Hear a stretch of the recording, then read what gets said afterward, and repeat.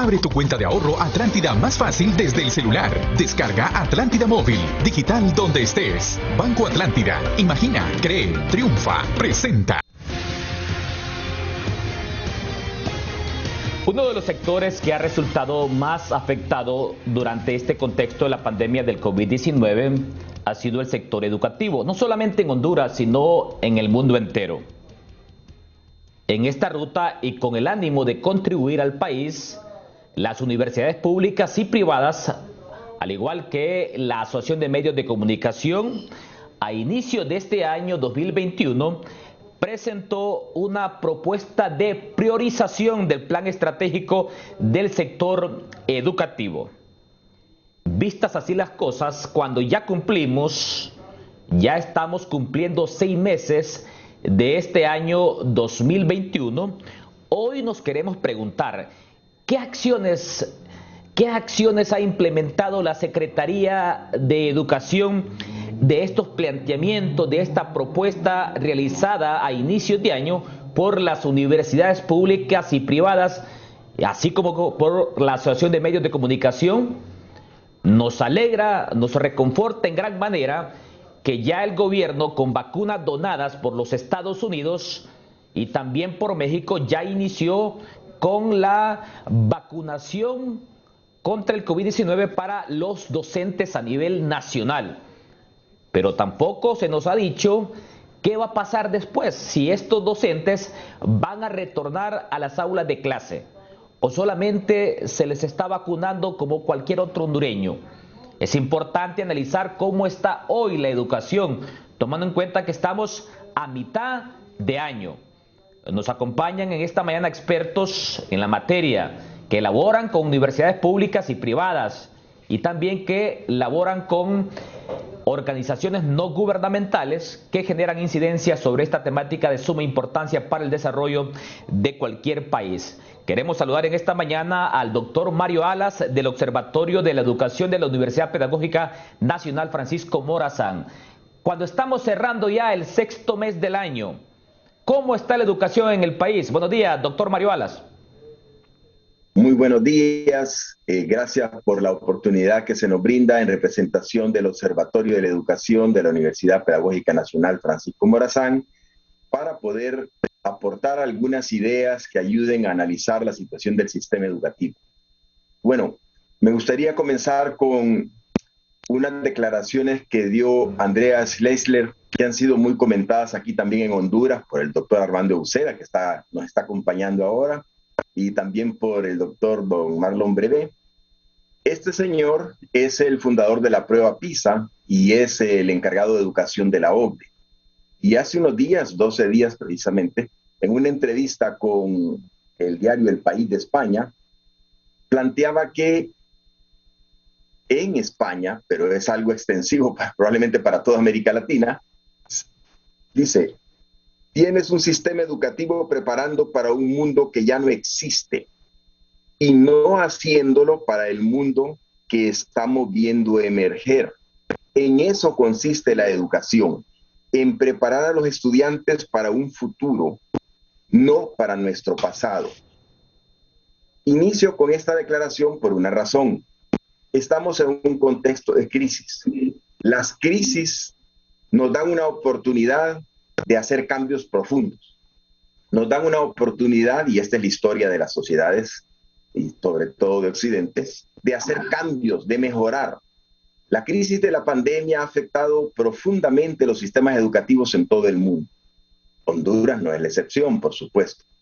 Pero estamos ante una oportunidad de repensar los sistemas educativos, de reorientar los sistemas educativos. Esta frase de que estamos preparando a los menores para el mundo del pasado es perfectamente aplicable en países como Honduras. Y las universidades públicas y privadas y la Asociación de Medios de Comunicación trabajaron varios meses el año pasado, 2020, para elaborar una propuesta resumida que señalaba 7 puntos esenciales con los cuales se pretendía orientar el accionar de la Secretaría de Educación para que tuviera un mayor enfoque de lo planteado en un documento general denominado Plan Estratégico del Sector Educación, que se vino elaborando desde el año 2017, 2018, 2019, con asistencia de la UNESCO y de un instituto de Argentina, con expertos internacionales, en el cual se hacía un análisis de la situación educativa hondureña pre-pandemia. El mérito de este documento de las universidades públicas y privadas es repensar ese plan estratégico con una visión en el contexto de la pandemia y tomando esta idea que, repito, los periodos de crisis como el actual nos dan la oportunidad de repensar lo que se está haciendo. A nosotros nos incumbe el sector educativo, eso es aplicable también para economía, política, etcétera. Pero para nosotros, en el sector educativo, puede ser repensado, reorientado, introducir cambios importantes que nos ayuden a mejorar. Y en ese sentido, se nos plantea, hay que repensar el sistema educativo para el futuro y introducir los cambios necesarios para que no tengamos un sistema educativo prácticamente del siglo XIX, inicios del siglo XX, cuando nuestros menores van a desenvolverse en un mercado laboral, en una sociedad del conocimiento del siglo XX.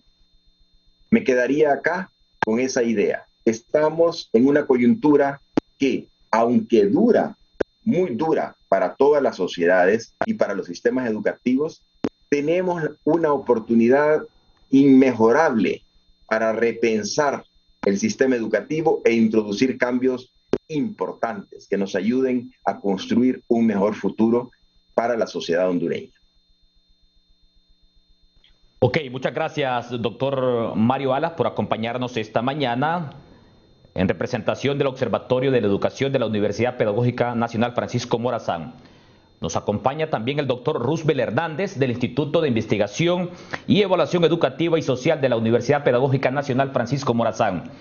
Al cierre del sexto mes del año, ¿cómo está la educación hoy en el país, tomando en cuenta esta propuesta de priorización del Plan Estratégico de Educación hecha a inicios de año por las universidades públicas y privadas y la Asociación de Medios de Comunicación? Buenos días, doctor Hernández. Buenos días, Eric, y a todos los colegas aquí en el foro, doctor Uceda, doctor Félix Cáceres, doctor Mario. Es importante la pregunta que usted hace, Eric, y quiero contextualizar el propósito por el cual se planifica. Se planifica a corto, a mediano y largo plazo para poder generar mejoras en un sistema. Y en ese sentido, el país ya en un esfuerzo casi de 3 años elaboró un plan estratégico del sector educativo. Eso fue aprobado en el año 2018-2019. Este fue un esfuerzo conjunto. A partir de allí es que se plantean metas y se plantea presupuesto para alcanzar dichas metas. Dicho nuevamente, como lo planteó el colega Mario, eso fue prepandemia.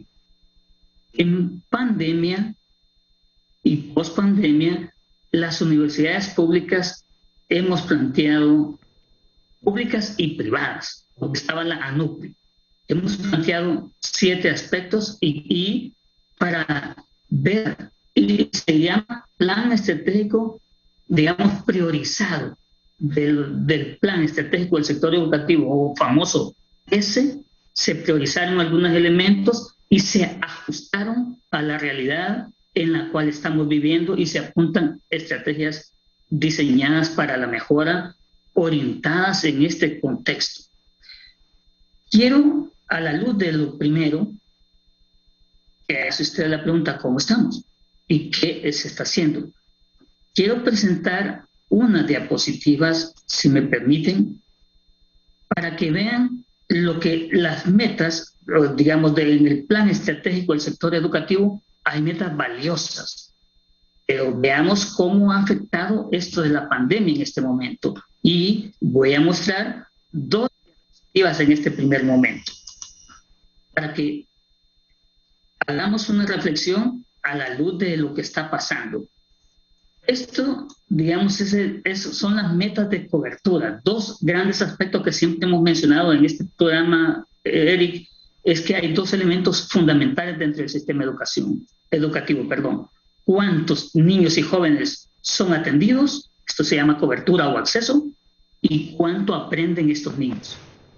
En el cuánto niños son atendidos, pues esta es la cobertura bruta, es decir, cuántos niños en edad escolar de 3 a 5 años, digamos, o en cuántos niños de prebásica están siendo atendidos.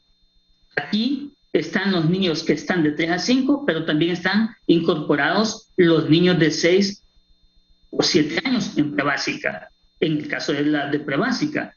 Aquí en la cobertura bruta se incorporan todas las edades. Pero vean que quiero mostrar del 2018 al 2021 cómo hemos venido descendiendo en la cobertura bruta. En el 2018 la cobertura en prebásica era 42 y se bajó a 32. Ahorita así la tenemos, 32 con los datos que tenemos actualizados ahorita a junio. Esto es lo que tenemos. Es decir, menos 10% de cobertura bruta. Esto es en prebásica. Hemos retrocedido fuertemente. Donde mejor estamos es en educación básica, primero y segundo ciclo. Del 95% que teníamos en el 2018, bajamos a 89% ahorita, a junio. Es decir, menos 6%.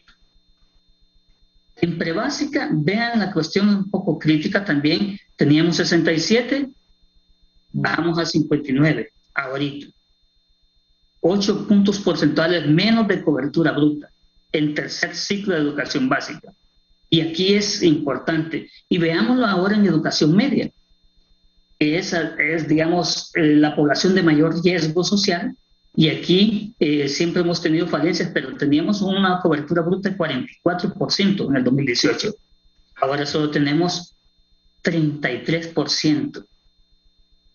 10, casi 11% menos. Esto es en cuanto a a lo que se ha venido dañando el sistema educativo. Ahora, la siguiente diapositiva que comparto con los televidentes y también los oyentes aquí incorporo la cobertura neta, es decir, solo los niños de 3 a 5 en prebásica, solo los niños de 6 a 11 en primer y segundo ciclo, es decir, primero a sexto grado, solo los niños y jovencitos o adolescentes de 12 a 14 años en el tercer ciclo y solo los jóvenes de 15 a 17 años en educación media. Y aquí incorporo esto que lo estuve haciendo anoche precisamente para compartirlo con usted, Eric, y con todos los televidentes. La cobertura neta que plantea el plan estratégico del sector educativo es esta. Vean, la meta para alcanzarla en el 2022 es 45. Miren la cobertura neta. Tenemos 31%. Hay una diferencia, y esto es la cobertura este año, ahorita en junio. Y esta meta se debe alcanzar para el 2022. Imposible que la logremos. Hay un desfase de 13%. En segundo ciclo, en primero y segundo ciclo de educación básica, la cobertura neta, es decir, solo los niños de 6 a 11, solo se cubre el 90%, están siendo atendidos. Bueno, esa es la meta.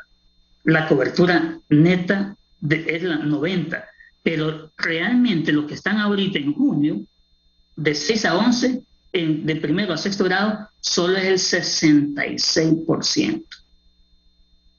Es un desfase de 24%.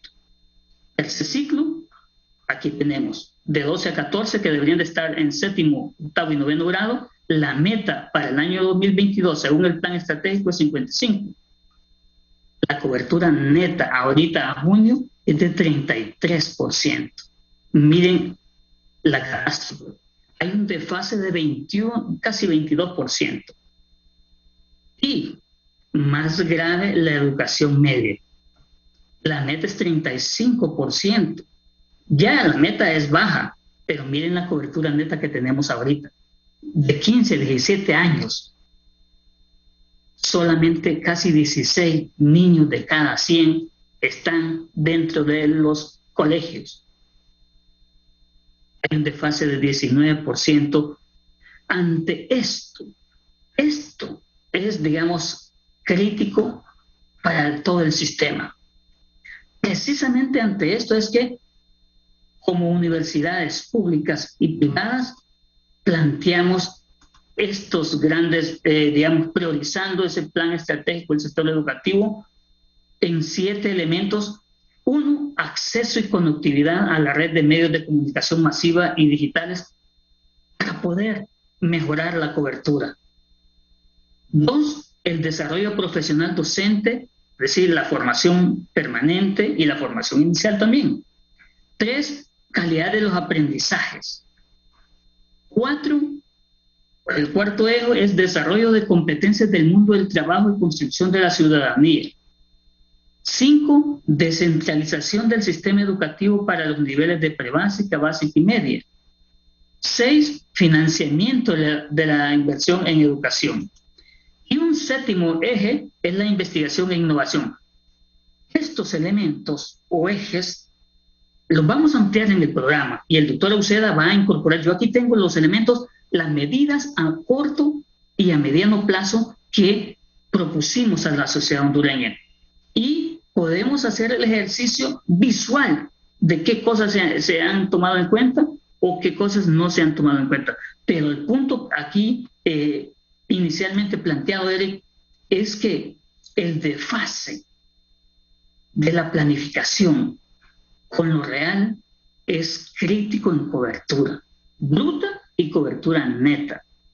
Y a eso nos deja elementos importantes para que repensemos, como decía, recordaba Mario ahorita, repensar la educación, repensar las estrategias. Es decir, lo que se ha estado haciendo no ha funcionado como debería funcionar. Hay que hacer un cambio de estrategias, un cambio de visión y hay que invertir más porque el plan estratégico del sector educativo contempló un presupuesto, pero de ello no se ha incorporado nada para impulsar ese plan estratégico. En esto me quedo en este momento, Eric, para contestar su primera pregunta: ¿cómo está el sistema educativo en el marco de estos planes estratégicos del sector educativo y el plan estratégico del sector educativo priorizado que las universidades privadas, junto con las 2 universidades públicas más grandes, la Universidad Nacional y la Universidad Pedagógica, elaboramos en diciembre del año pasado y lo entregamos en enero de este año? Ok, muchas gracias, doctor Roosevelt Hernández, del Instituto de Investigación y Evaluación Educativa y Social de la Universidad Pedagógica Nacional Francisco Morazán, por acompañarnos esta mañana. Críticos estos hallazgos desde ya sobre la situación de la educación en el país.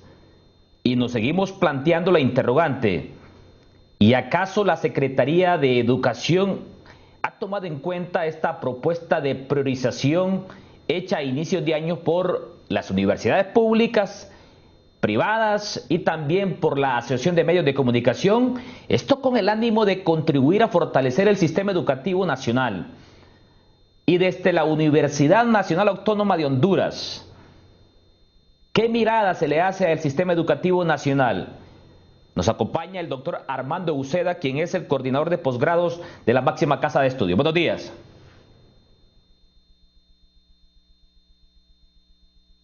Activamos el micrófono, doctor Uceda, adelante. Sí, el hábito de callarme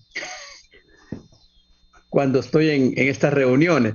Compañeros, es un enorme placer realmente estar con ustedes, con Mario Alas, compañero de años en estos debates educativos, con Roosevelt, también amigo nuestro de años y que lo conozco, a los dos los conozco desde que ingresaron a la institución, brillantes estudiantes, brillantes profesionales. A Denis Cáceres, que le he escuchado mucha seriedad en sus planteamientos y mucha reflexión, mucha intención de apoyar buscando soluciones. Y desde luego con usted, Eric, con quien siempre es un gran placer estar. Desde el mundo universitario, yo debo señalar que tenemos una gran ventaja.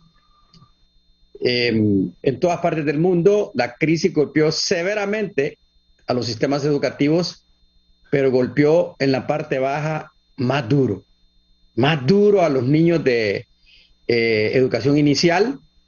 Los pocos que tenían dejaron de tenerla, y aquí quiero hacer algo, un aporte que creo que todos lo vamos a reforzar. Yo tengo nietos, ustedes probablemente hijos, que estaban en edad de ir tal vez al jardín de niños. Y pues mis hijos son profesionales y tenían tal vez los recursos para ponerlo en un kinder privado, digamos, en una escuela que da servicios privados. Y no pudieron matricularlos, porque las condiciones que impuso la pandemia no distinguían clases sociales. Y entonces yo tengo nietos que aquí y en Estados Unidos no fueron a la escuela un año. Cosa que no me ocurrió a mí y no les ocurrió a ustedes. Pueda que nuestra generación, muchos quedaron fuera por razones socioeconómicas, pero esta pandemia no distinguió quién tenía dinero para cubrirse la educación de quien no lo tenía. Entonces, esas cifras que Roosevelt, que siempre Roosevelt y Mario, desde el instituto y desde antes nos han alimentado con buena información, esas cifras que nos presentaba Roosevelt, él dio la versión cuantitativa, y mientras lo miraba yo trataba de penetrar un poco, ¿verdad?, más allá del espectro visible de esas cifras, meter un poco de rayos X, de rayos gamma. Miren, compañeros, las cifras realmente son deprimentes, pero cuando uno las ve y dice, ahora miremos los hogares de esos niños, ¿cuál es el quintil de ingreso de los que están quedando fuera? Y uno ve que es una catástrofe contra los pobres. Es decir, están reintegrándose en alguna medida las escuelas privadas con buenos o malos regulares servicios, pero están. Hay algún tipo de lectura en canales educativos por parte de los hogares, porque tienen los recursos, pero hay una zona de silencio en Honduras donde no llega la tecnología. Y esos niños de esos hogares, muchos ya estaban fuera y ahora están absolutamente excluidos. Entonces, por otro, esa es la primera cosa. Y bueno, Roosevelt es economista y cuando hablo de esto nos va a poder explicar mejor que la correlación entre la economía del hogar y el grado de escolaridad es muy lineal, muy pegadita. Pero también fíjense, Eric, compañeros, esas cifras que estaba dando Roosevelt tienen otro elemento cualitativo extremadamente importante. Yo soy físico y cuando usted perturba un sistema físico, usted tiene lo que se llama feedback. El sistema se va cíclicamente retroalimentando. El sistema educativo también tiene ese ciclo, es un ciclo anual y se va retroalimentando y supuestamente mejorando. Usted le produce pequeñas perturbaciones en el acceso al sistema y esas perturbaciones se pueden corregir. En los sistemas naturales, usted perturba un sistema 1% y lo destruye. Lo destruye. Y aquí está perturbando el sistema 10%. Entonces, lo que tenemos ya no es un sistema, es un sistema destruido, haciendo la analogía con los sistemas naturales. Entonces, un 10% es como que a usted le quitaran el acceso al 10% de su oxígeno. Lo asfixian. El sistema nuestro está asfixiado. Entonces, viene desde la universidad, tenemos la ventaja de que nuestra gente tiene más escolaridad, pero hay pobreza. y tenemos la desventaja de que hemos recurrido a la educación en línea y las universidades han hecho buenos aportes. La Universidad Pedagógica tiene un gran proyecto de uso de nuevas tecnologías, pero su equipo técnico es muy pequeño y no pueden llegar a los 60,000, 50,000 docentes que lo necesitan en este momento, mientras el Estado no ponga el dinero. Es la realidad. Entonces, aquí venimos al PESE. Desde la universidad analizamos este PESE. Me parece que había muy buen trabajo hecho, que ahí hay muchos insumos y que, como todo plan, en el camino se podía ir reajustando para adecuarlo a la realidad, siempre y cuando los recursos fluyeran. 2019 no se puso un lempira. 2020 no se puso un lempira. Y ahorita no se está poniendo nada. Me consta porque estuvimos en grupos de trabajo, precisamente con ustedes tres, compañeros. En diferentes momentos nos encontramos y el dinero no aparece. En el Consejo de Educación Superior de las universidades hicimos un aporte de varios planes y se dijo que no nos preocupáramos, que ellos ya lo tenían en programación y que eso iba a fluir. Entonces, resumo, el problema que tenemos nosotros es que tenemos una planificación que esté en los anillos de Saturno. Es buena, pero si no le pone usted dinero y no le pone prioridad política para que aparezca en la política pública y llegue a hacerse realidad, entonces esto va a ser un plan más. Y es una lástima porque ese trabajo está ahí y hay que aprovecharlo. Hay que modificarlo si quieren, porque se hizo antes de la pandemia. Pero si no hay recursos, y parece que no va a haber, porque no, ya llevamos una larga historia de varios años que no se pone recursos frescos en educación. Entonces, resumo, es un sistema que ya no tiene sentido hablar de una reforma educativa, compañero. Es como reformar una casa que ya está derrumbada. Es de hacer una revolución educativa. Darle vuelta a la cabeza porque por primera vez en la historia la biotecnología dice que los seres humanos, después de millones de años de evolución, ya los elementos biotecnológicos van a ser usados para transformar al ser humano. Es otra cosa. Ya vivimos en la sociedad de la vigilancia, que no vivíamos antes. Antes era la KGB y la CIA, y eso ahora son juguetes comparado con lo que nos está pasando.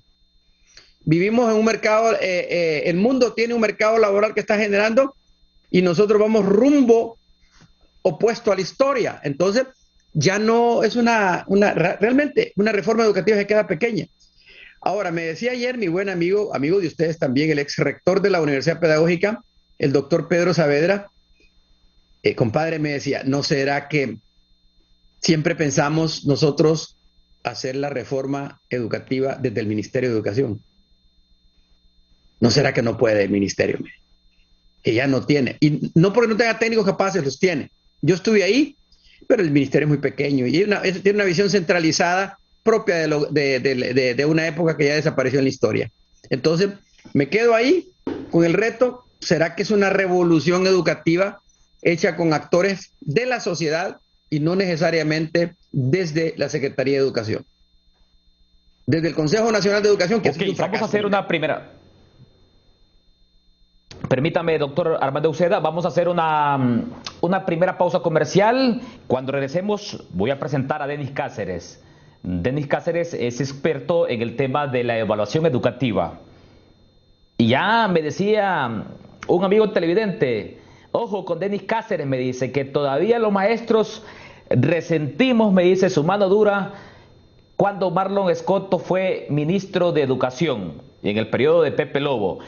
Vamos a hacer una primera pausa comercial. Cuando regresemos, la participación de Denis Cáceres y también más hallazgos sobre la situación de la educación por parte de los expertos. Mario Alas, Roosevelt Hernández, Armando Uceda y también Denis Cáceres. Una pausa comercial, ya volvemos. Ya regresamos con Foro Canal 10. Ya regresamos con Foro Canal 10. Esto es Foro Canal 10 con Eric Mejía.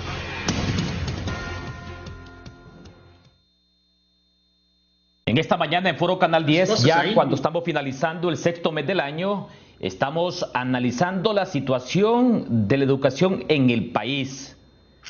¿Cómo está la educación hoy? ¿Implementó alguna acción la Secretaría de Educación de estos planteamientos, de esta propuesta que hizo a inicios de año las universidades públicas y privadas con el acompañamiento de la Asociación de Medios de Comunicación? Bueno, más adelante voy a poner en pantalla una publicación que ha hecho recientemente el ministro de Educación, Arnaldo Bueso, agradeciendo a una institución por la donación de teléfonos celulares. Así está la educación hoy en el país. A inicios del año 2010-2012, la educación en el país sufrió una fuerte intervención por parte, en aquel momento, del ministro de Educación, Marlon Escoto. Allí estaba Denis Cáceres, experto en educación. Y yo le quiero consultar hoy a Denis Cáceres, quien es parte hoy del equipo de la ASJ, esta organización no gubernamental, que no solamente hace incidencia en el tema de la corrupción y en el tema de la democracia, sino también en el tema educativo. ¿Cómo está Honduras hoy en el tema educativo? Doctor Denis Cáceres, adelante. Es un placer, Eric, siempre participar en tu programa y también con colegas como Mario, Roosevelt y el doctor Euseda, personas que tienen mucho conocimiento en el área educativa y sobre todo una crítica desde la academia y propuestas, que es lo que necesita el sector educativo.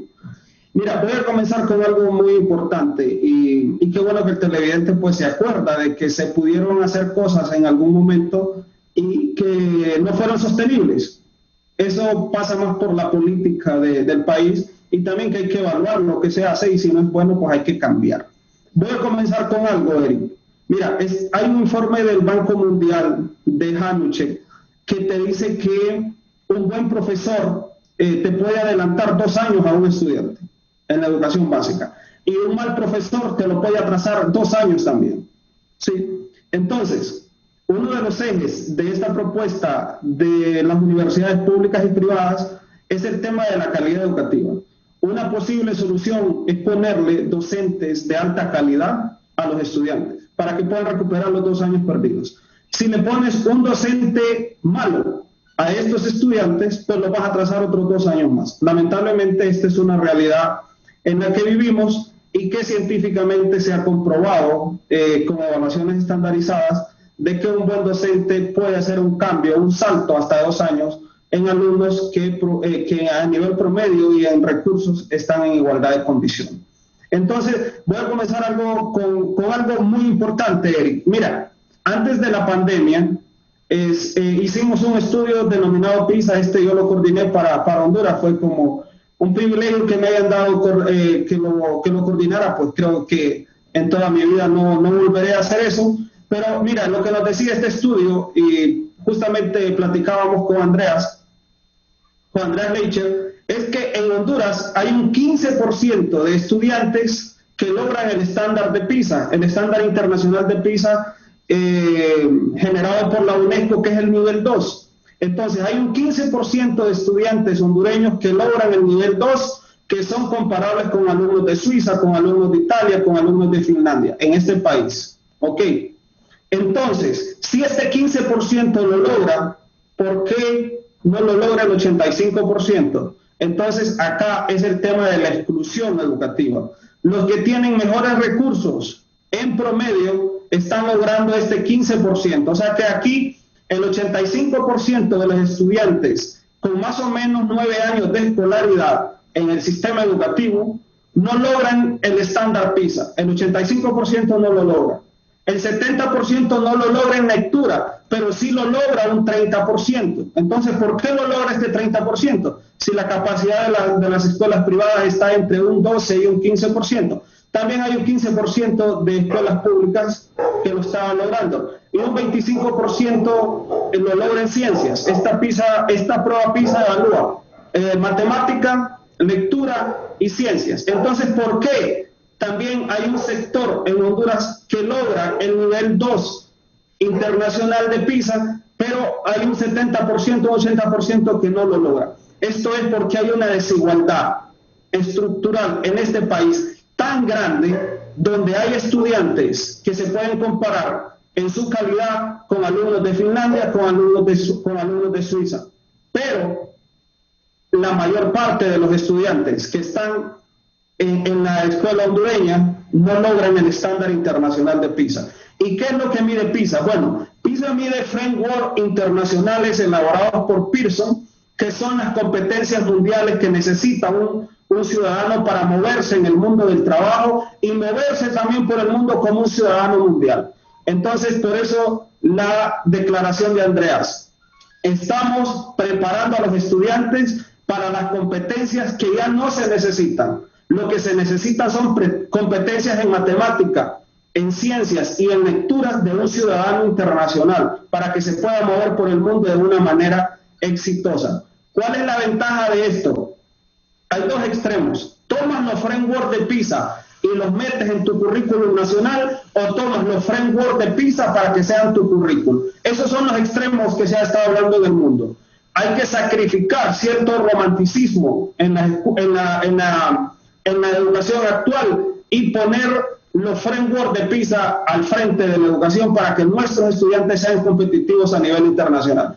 Y eso no lo puedes lograr si no transformas totalmente el sector educativo y no haces una reforma en el currículo de tal manera que los frameworks internacionales de Pearson estén dentro de tu currículo nacional. Esto cabe perfectamente en la propuesta que ha hecho las universidades en el tema de desarrollo curricular, en el tema de desarrollo de competencias internacionales, porque necesitas construir competencias para el mundo del trabajo y para el mundo universitario. Este apartado me pareció muy bien cuando conocí esta propuesta a inicios de este año, que allí precisamente se podrían desarrollar las competencias o los frameworks de PISA que propone para un mundo moderno y que nuestros currículum prácticamente están formando a estudiantes para un mundo que ya no existe fuera de Honduras, existe adentro de los países, pero afuera se necesitan competencias internacionales, tal como lo están haciendo los japoneses, que prácticamente no están aprendiendo competencias nacionales, sino que se preparan para un mundo internacional, y por eso se habla de una ciudadanía internacional o una ciudadanía mundial. ¿Qué está pasando ahorita? Lamentablemente, yo coincido con el doctor Oceda, el doctor Alas, Roosevelt. El sistema educativo solo está funcionando en la mente de algunas personas. El sistema educativo no está funcionando. Y voy a decirlo por qué. Tienes 3 millones de estudiantes que deberían estar matriculados. De eso solo tienes 1.7 millones. Prácticamente la mitad está fuera de la matrícula, o sea, no están matriculados. De los que están matriculados, de 1.7 que están matriculados, si calculas el 60% que no tiene acceso a internet, tienes 1 millón de estudiantes con problemas para conectarse a una clase por internet. O sea que de los que están matriculados, tienes 1 millón con problemas para recibir una tarea por WhatsApp o para recibir unos 5 minutos por Zoom o por Classroom o por Google Meet o otra plataforma más sofisticada. Y los pocos estudiantes de la escuela pública están recibiendo sus tareas y enviando sus tareas por WhatsApp, mientras que la escuela privada, en arriba del 90%, hizo el match y se adaptó a una, le vamos a poner entre paréntesis, a una educación virtual. Este estudio de ACJ dice que el 92% de los estudiantes de la escuela privada se están matriculando, se están conectando por internet hasta 8 horas diarias. No hicieron la adecuación curricular, que es una falla, pero no me voy a meter ahí. Lo que está pasando es que prácticamente la escuela privada trasladó su currículum y su tiempo de aprendizaje a la casa y se están dando más de 8 horas de clase. Y la escuela pública se quedó enviando y recibiendo tareas por WhatsApp. Así está la educación pública. Antes de la pandemia, en este estudio de PISA, habíamos calculado la diferencia entre un alumno promedio de la escuela pública y un alumno promedio de la escuela privada. Esta diferencia era de 2 años de aprendizaje. En este momento, con el debacle del concepto de la escuela pública y su práctica, prácticamente esta diferencia pueden ser 3 años. Y esto es tan lamentable porque estamos hablando de 2 y 3 desviaciones estándar en este estudio, que la diferencia en una prueba estandarizada de unos 1000 puntos podrían ser unos 300 puntos. Entonces, los estudiantes de la escuela pública que están saliendo de educación media y que se enfrentan a competir en una prueba estandarizada de alto impacto, tiene una desventaja de entrada de 300 y 400 puntos solo por pertenecer al sector público. Entonces, llegas a la universidad, no puedes pasar el examen de medicina, de ingeniería, de periodismo, de física, de matemática, y estos estudiantes, si pusieron la segunda y la tercera opción, serán relegados a las carreras de menos puntos y de menos ingresos. Esto es una catástrofe social en este país, porque prácticamente los alumnos que están egresando de los colegios no van a pasar los exámenes de admisión, y no lo están pasando porque traen una diferencia sustantiva para enfrentarse a competir en un mundo donde la escuela privada le ganó demasiado terreno en este tiempo de la pandemia. Me voy a quedar ahí porque sé que hay otras rondas y tengo mucho que decir, pero esto me parece que concuerdo con los compañeros y sería muy importante definitivamente volver a diseñar y armar todo el sector educativo, porque lo que está pasando ahorita es que los más pobres prácticamente están excluidos o fuera del sistema educativo. Ok, muy bien, doctor Denis Cáceres. Gracias por acompañarnos esta mañana. Mensajitos de nuestros amigos televidentes. El problema de la calidad educativa ha decrecido por la falta de inversión del gobierno. Como docentes y padres de familia damos todo lo que podemos y tenemos. Pueden hacer 1000 reformas curriculares. Si no se tienen los medios electrónicos o impresos, será imposible alcanzar la calidad educativa, me dice un amigo televidente. Otro amigo televidente me dice: buenos días, Eric. Excelentes panelistas, me dice. En este país hablar de revolución es delito. Y no digamos si es de una revolución educativa. Es lamentable, me dice aquí un amigo televidente. Otro amigo televidente me dice acá: salúdeme a Roosevelt Hernández, me dice. ¿Tendremos un sistema educativo competitivo en el área tecnológica? Ya que es lo que demanda en estos tiempos el mercado. ¿Qué hacer para mejorar el sistema educativo prebásica, básica y media? Ya que es deplorable, me dice. La metodología de enseñanza debe cambiar en Honduras. Los profesionales deberían ser formados en las tecnologías de la enseñanza. Bueno, mensajitos de nuestros amigos televidentes. Estoy repasando aquí el documento que presentó en su momento esta propuesta de las universidades públicas y privadas y de la Asociación de Medios de Comunicación. En el punto número 1 y en el punto número 3 se proponía, por ejemplo, el acceso y conectividad a la red de medios de comunicación masiva y medios digitales. Hay una explicación ahí muy profunda. Y también en el punto número 3, calidad en el aprendizaje. ¿Qué estamos aprendiendo hoy en el sistema educativo? Punto número 1 y punto número 3, doctor Mario Alas, ¿cómo valora hoy esta situación? El acceso y la conectividad y también la calidad en el aprendizaje. Adelante, doctor Alas. Pues en efecto, estos son puntos centrales de la propuesta de priorización del PESE, porque el producto más importante que los sistemas educativos entregan a sus sociedades son los aprendizajes. Es decir, todos los esfuerzos que se hacen en el sistema educativo al final tienen un producto principal. A pesar de que el concepto producto tal vez no sea el más adecuado y no es muy aceptado en ciertos ámbitos, el hecho es que todo el sistema educativo funciona para ello, para lograr que los estudiantes desarrollen ciertas habilidades, ciertas actitudes y logren ciertos conocimientos. Vea que los puntos, el 1 habla de acceso y conectividad a la red como una forma de apoyar los aprendizajes, ¿sí? Y se habla de que este acceso a la red no debe ser una solución de emergencia y temporal, sino que debe ser algo ya permanente en el sistema educativo, para que los niños, los menores, conozcan el mundo digital. Estamos en una sociedad del conocimiento, estamos en una sociedad digital. Entonces, un factor fundamental, como decía el doctor Armando Uceda, para revolucionar el sistema, es lograr que todos los estudiantes del sector público logren esa conectividad. De otra manera, están viviendo fuera del mundo actual, como bien lo decía el coordinador y fundador de PISA. Niños que no conocen el Internet, menores que no conocen el Internet, son menores que están fuera de la sociedad del siglo XXI. Entonces, ese primer punto que la propuesta de priorización del PESE señala es fundamental.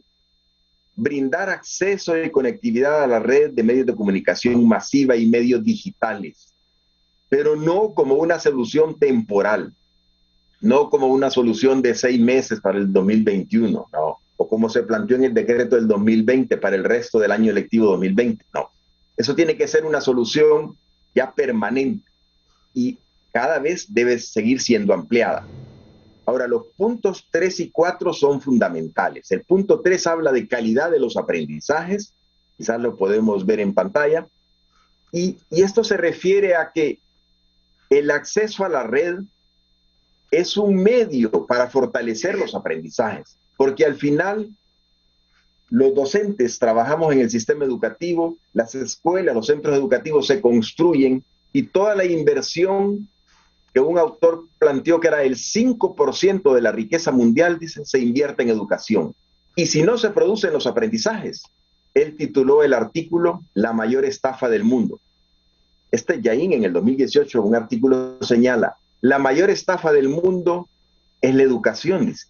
Se invierte el 5% de los recursos a nivel mundial y resulta que están aprendiendo muy poco o están aprendiendo algo que no les va a servir para el mundo actual.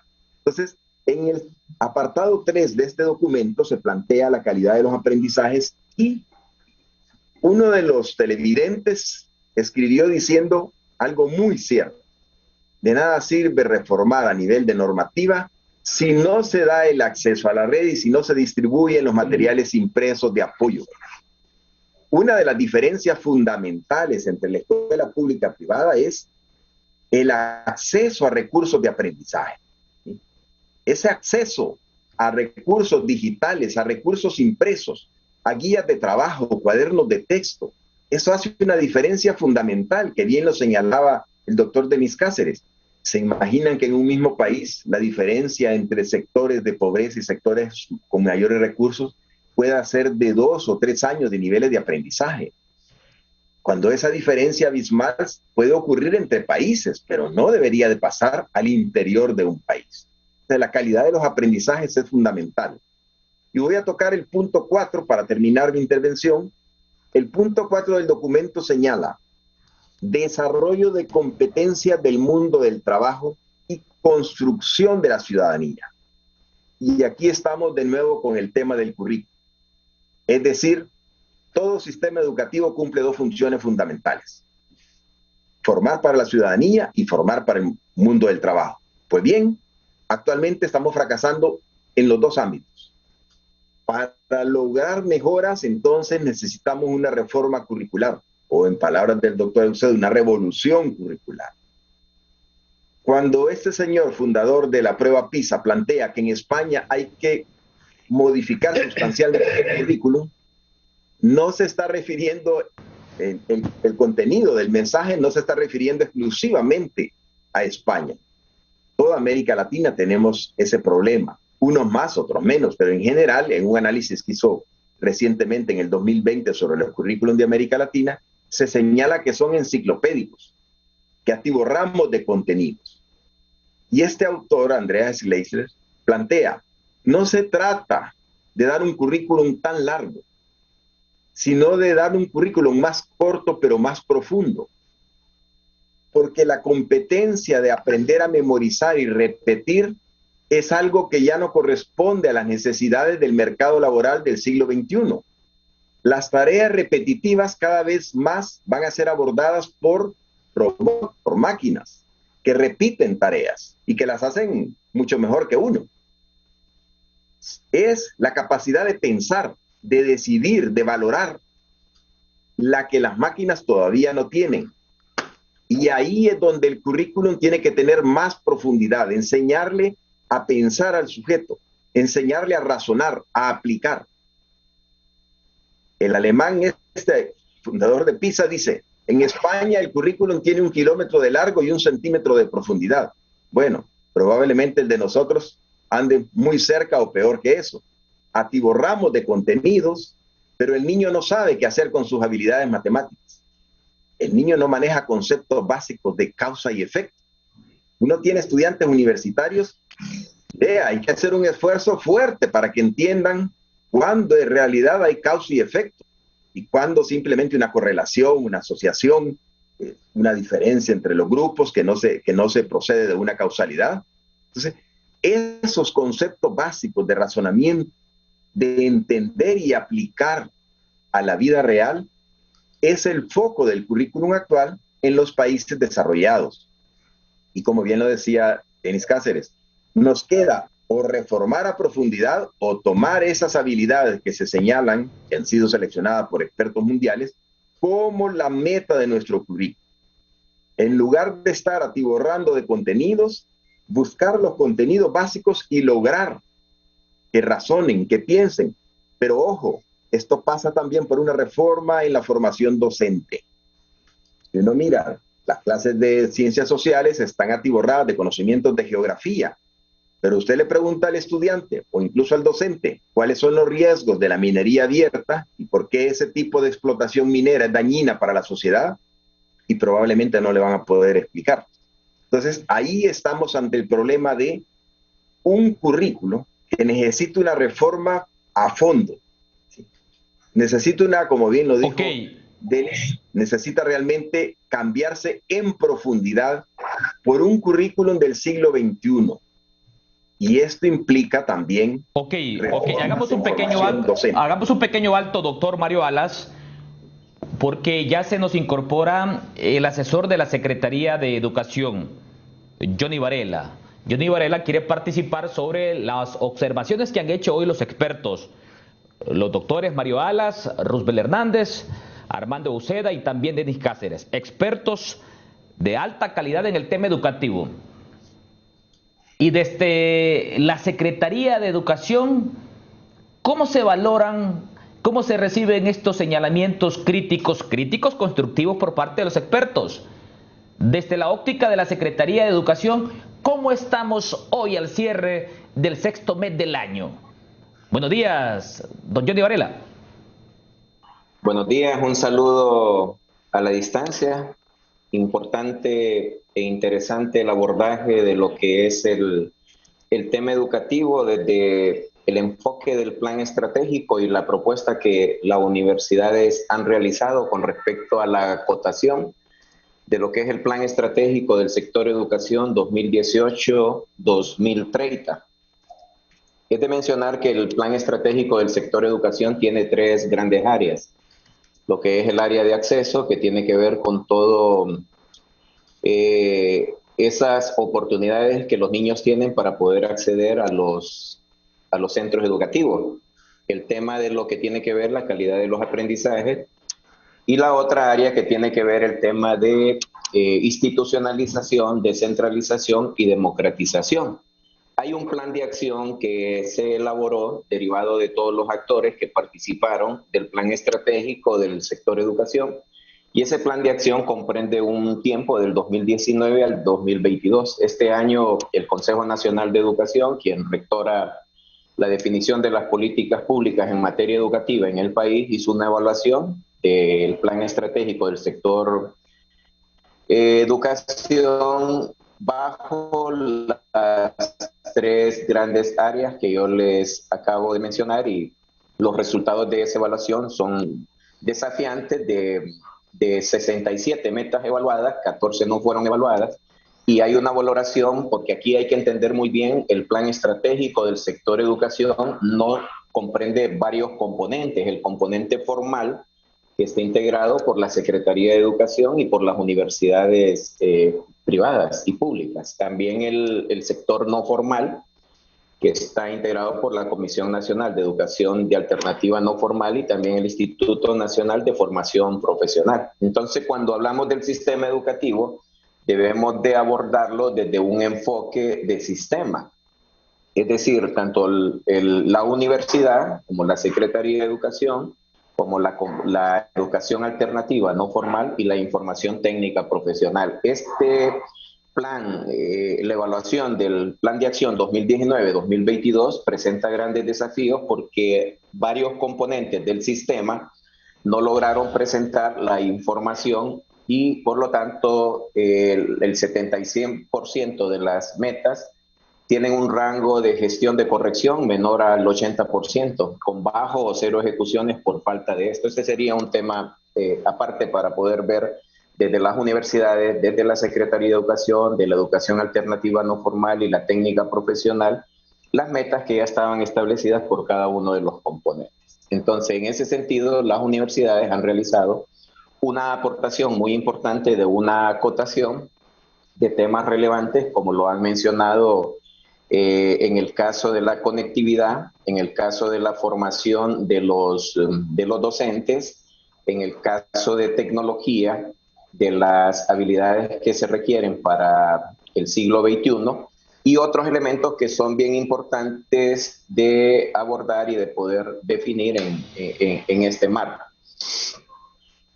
Por otro lado, se ha venido hablando del tema de cobertura de los niños que están fuera del sistema educativo y que ha sido un impacto fuerte el tema de poder atenderlo bajo este tema de la pandemia. Aquí es bien importante identificar dos grandes elementos. Uno, la Universidad Pedagógica Nacional Francisco Morazán y la Universidad Nacional Autónoma de Honduras forman los docentes en la formación inicial que la Secretaría de Educación, a través de concursos docentes, logra reclutar a este cuerpo de profesionales para que puedan hacer la entrega del currículo nacional básico. Ese tema es bien importante y lo menciono porque el doctor Denis Cáceres menciona cómo los sistemas educativos han mejorado o han desmejorado en la formación. Y aquí es un tema bien importante. Antes de la pandemia, los estudios de diferentes instituciones, McKinsey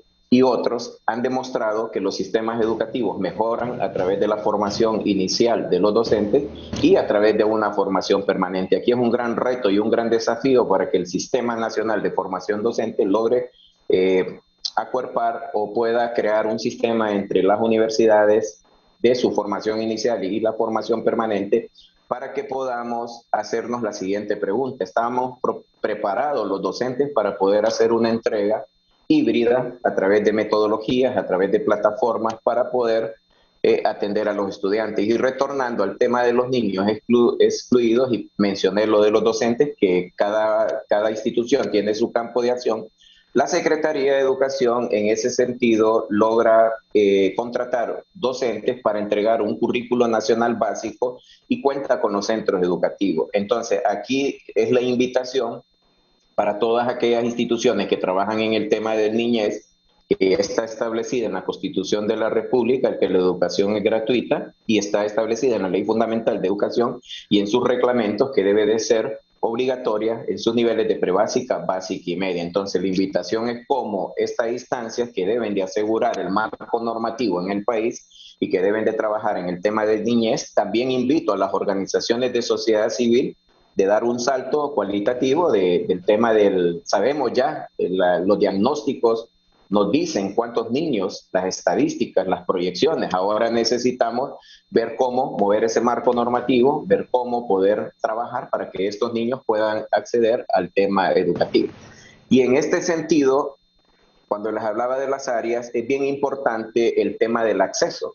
Es decir, en este momento la pandemia ya vamos por el segundo año y nos ha golpeado. Entonces el tema importante del acceso es muy importante y del retorno a clases. Entonces hemos entrado en un proceso de vacunación en coordinación con la Secretaría de Salud para poder vacunar 10,000 docentes de 7 departamentos bajo un análisis de un índice de riesgo bajo que fue proporcionado por la Secretaría de Salud bajo tres índices de riesgo, bajo, medio y alto. En este momento, en esta semana de vacunación, estamos abordando 10,000 docentes para que puedan ser vacunados en este sector. Y con el Seguro Social estamos trabajando y planificando la vacunación de 20,000 docentes en el área de cobertura del Instituto Hondureño de Seguridad Social y estamos proyectando aproximadamente más de 40,000 docentes que puedan ser vacunados como una primera etapa, considerando 154 municipios que presentan un índice de riesgo. El gran reto y el gran desafío en este momento es cómo reaperturamos los centros educativos. Y en ese sentido también, esta semana se están evaluando 21 centros educativos a nivel nacional con el Sistema Nacional de Gestión de Riesgo, que está implementando una guía para que los centros educativos puedan manejar el riesgo. Y aquí hay que diferenciar el tema de vacunación con el tema del retorno semipresencial a clases. Eso significa que probablemente donde existan las condiciones para que los docentes y los alumnos y la comunidad educativa esté de acuerdo, podamos reaperturar lo más pronto posible a este retorno de la semipresencialidad. Entonces, ¿cuál es el gran reto y el gran desafío en este momento que tenemos? Es el tema de vacunación de docentes, es el tema de reapertura de los centros educativos para que podamos tener esa continuidad de los aprendizajes de los estudiantes. Luego, entonces, tendremos que trabajar fuertemente en la segunda área del plan estratégico, que tiene que ver con el tema de la calidad de los aprendizajes y con poder formar los niños y los jóvenes bajo un mundo competitivo, y cómo desde la universidad y desde la Secretaría de Educación podemos fortalecer tanto el currículo como la formación de los docentes para tener aquellos profesionales que manejen las herramientas que requiere un profesional del siglo XXI. Las aristas. Ok, yo le pido a Johnny Varela, asesor de la Secretaría de Educación, que hagamos un pequeño alto porque ya tengo que hacer una segunda pausa comercial. Pero cuando regresemos, le voy a dar la palabra a los doctores Roosevelt Hernández, Armando Uceda, también Denis Cáceres y Mario Alas, para que valoren y analicen estas premisas que ha expuesto en esta mañana el asesor del ministro de Educación, Arnaldo Hueso. Hablamos de Johnny Varela. Vea qué interesante, ya se inició el proceso de inoculación para los docentes, pero con una primera dosis. Qué bien, porque estos docentes van a tener acceso muy pronto a una segunda dosis porque los están vacunando con Moderna, que regaló Estados Unidos. No es el gobierno que ha comprado esta vacuna con la que se está inoculando a los docentes. Es una donación de los Estados Unidos. Muy agradecidos con los Estados Unidos. Hacemos una segunda pausa comercial. Ya volvemos.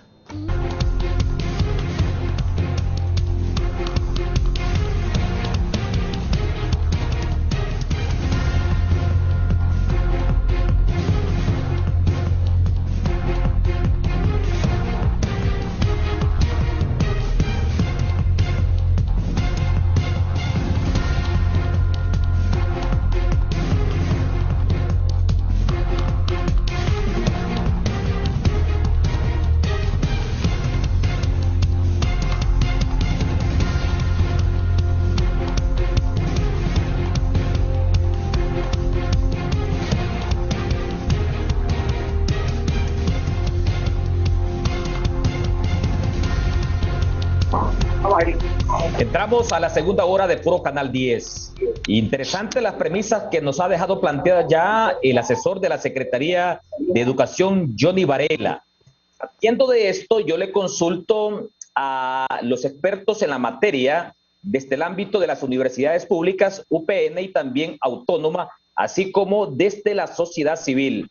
Doctor Roosevelt Hernández, acceso a la educación con el tema de la conectividad, calidad en el aprendizaje, y también partamos de esto porque el tiempo es oro y ya estamos en la segunda hora de Foro Canal 10. Ya se inició con el proceso de inoculación para los docentes gracias a esta vacunación donada por los Estados Unidos. ¿En qué momento estaremos listos ya para el retorno a clases, tomando en cuenta que llevamos ya más de un año con esta modalidad que ha evidenciado que tenemos un sistema educativo altamente excluyente? Adelante, doctor Roosevelt Hernández. Bueno, muchas gracias, Eric y Johnny. Lo que nos ha planteado es que en efecto se están buscando dar esos pasos a retornar a los centros educativos. Hay que valorar el gran esfuerzo y que se necesita hacer la vacunación para los cerca de 70,000 docentes. Esos 10,000 ciertamente van a ser beneficiados y ojalá pueda darse ese paso para poder regresar lo más pronto a una semipresencialidad, aun cuando difícilmente puede hacerse este año, ¿no? O sea, estamos ahorita en julio, inicio de julio, digamos ya. Esa vacuna, la otra dosis será a finales de julio.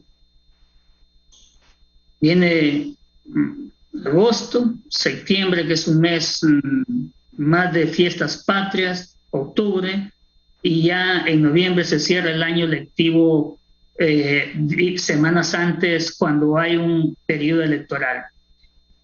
Es decir, hay que ser realistas y pensar de que necesitamos retornar a la presencialidad o semipresencialidad, pero eso va a ser hasta el próximo año, dado que también, como he mencionado en otras intervenciones, la Secretaría de Educación está impulsando de manera fuerte ese retorno, pero hay otras fuerzas que están poniendo una barrera. Para el caso, he mencionado una frase que el SINAJER colocó una lápida al sistema educativo, sistema presencial. Una lápida en donde se dice: aquí murió el sistema presencial educativo hondureño 2021. Y murió porque en mayo nos dijeron, cuando la Secretaría de Educación estaba impulsando el retorno a clases, a las aulas, el SINAJER le dijo: no. Si quieren, volveremos a hablar dentro de 6 meses. Volveremos a hablar. No es que dijeron, vamos a autorizar dentro de 6 meses. Volveremos a hablar, eso es en noviembre o diciembre. Es decir, la lápida se la puso al sistema presencial.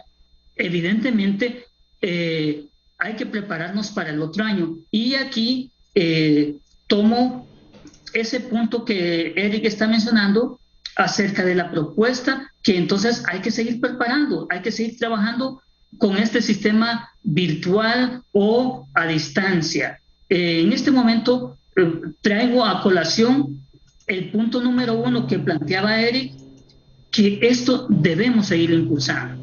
O sea, el punto número 1 de la propuesta de las universidades pública, privada, más los medios, la Alianza de Medios de Comunicación, Asociación de Medios de Comunicación, va a apuntar a eso, para que podamos recuperar a estos niños y que esto va a seguir este año.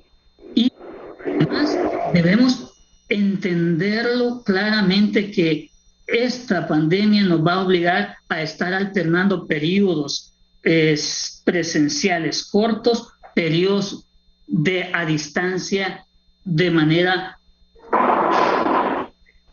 Y aquí hay 2 puntos que hay que seguir trabajando, que es en el acceso y conectividad a la red de medios de comunicación masiva y medios digitales, es que hay que generar ese plan de recuperación y retorno a clases. El retorno a clases presenciales. Y la Secretaría de Salud está diciendo no. La Secretaría de Educación y todos los actores que impulsamos el sector educativo decimos: es importante el retorno a clases. Vacunemos a los 71,000, vacunémoslo también a aquellos padres y madres en edades de riesgo y que ya está haciendo, pero necesitamos este año, estos meses que nos quedan, impulsar eso para que el otro año se retorne a las clases de manera semipresencial.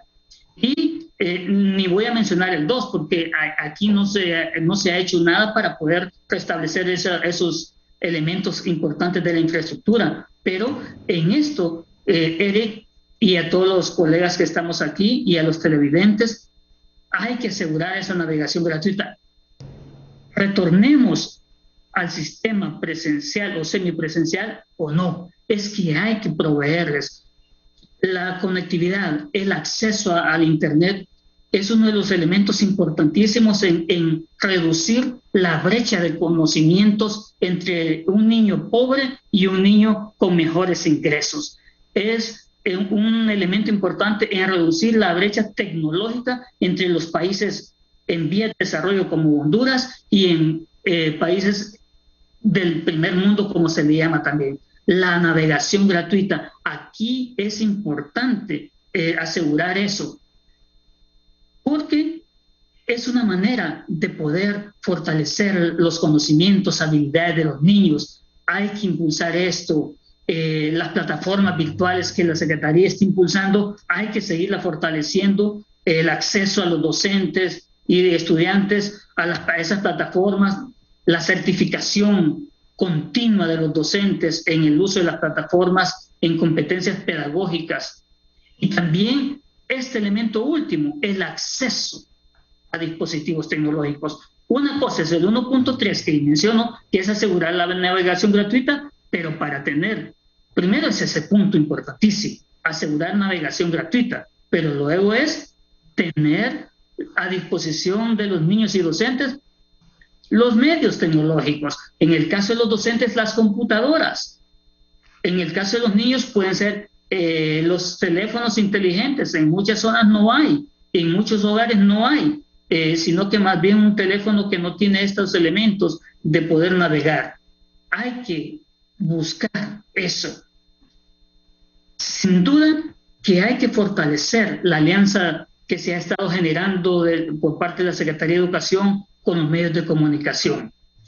Hay que aprovechar esta sinergia con los medios de comunicación, la televisión, la radio y prensa escrita, que están proporcionando sus espacios para que se generen precisamente materiales de reforzamiento o materiales de apoyo al aprendizaje. Pero sí, en esto de los medios tecnológicos, de los medios, de los programas televisivos y radiales, es importante elaborar algo que es una conexión entre el docente y el niño, porque el programa, digamos, la clase, por decir algo, se le proporciona a través de la televisión a X hora. Pero si el docente y el niño no tienen esa comunicación para hablar, para reforzar el conocimiento llevado a cabo en la televisión, entonces el aprovechamiento de esta alianza se diluye. Claro, para esa comunicación docente-alumno se necesita lo anterior, el medio tecnológico, el dispositivo tecnológico, el teléfono, y si es inteligente, mejor. Entonces, esto es importante mencionarlo en este momento del retorno a los centros educativos de manera presencial. Este año... Ok, hagamos un alto ahí, doctor Roosbel Hernández. Hagamos un alto ahí, doctor Roosbel Hernández, la parte tecnológica, porque ya estamos avanzando. Doctor, hagamos un pequeño alto, porque le voy a dar la palabra en este momento a Johnny Varela, asesor de la Secretaría de Educación, partiendo de esta premisa, de estos señalamientos que ha hecho usted. Es urgente el retorno a clases. Incluso, tanto el doctor Hernández como el doctor Alas siempre, de manera comparada, han expuesto cómo la mayoría de países ya retornaron a clases. Aquí nomás en Centroamérica, Costa Rica, El Salvador, Nicaragua, Guatemala, y solamente Honduras no. Un minuto, don Johnny Varela, porque después vengo con el doctor Armando Uceda. Ante los señalamientos del doctor Roosbel Hernández. La Secretaría de Educación elaboró en el 2020 una estrategia.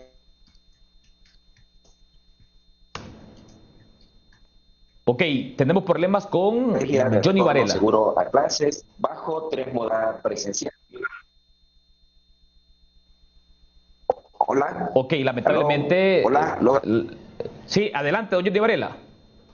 ¿Pueden escucharme? Hola. Sí. Hola.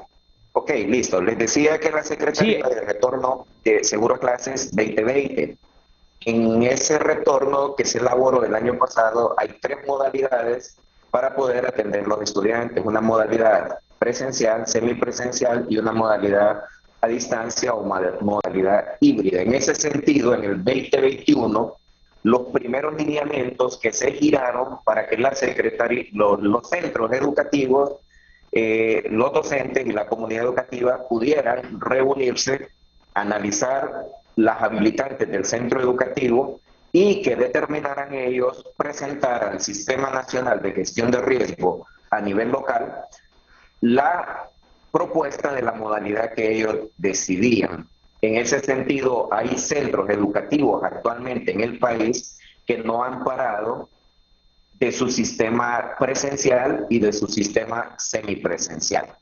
Entonces, lo que dijo el doctor Roosevelt cuando el SINAGER dio un tiempo de 60 días para el tema de la semipresencialidad, detuvo los nuevos centros educativos que iban a entrar al pilotaje, pero el SINAGER en esta semana anda evaluando el tema de una guía de gestión de riesgo, y aquí es bien importante analizar el tema de la semipresencialidad. Es decir, hay un sector que aboga que todos los docentes deben de estar vacunados y que todos los niños deben de estar vacunados para entrar a la semipresencialidad.